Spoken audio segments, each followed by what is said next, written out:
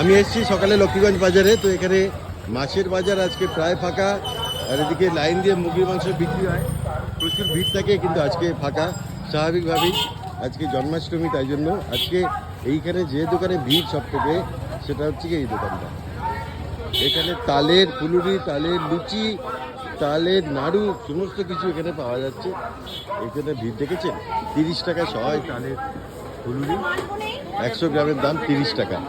তখন থেকে এখানে কোনো মানে বিরাম নেই, কন্টিনিউয়াস লোকজন আসছে, লাইন দিচ্ছে, আর প্রচুর পরিমাণে বিক্রি হচ্ছে।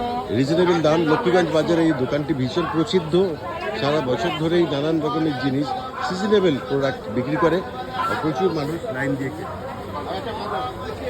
তো আমিও নিয়ে নিয়েছি বাড়ির জন্য অল্প একটু। চলো, আজকে আসছে কিলো কিলো জিনিসপত্র।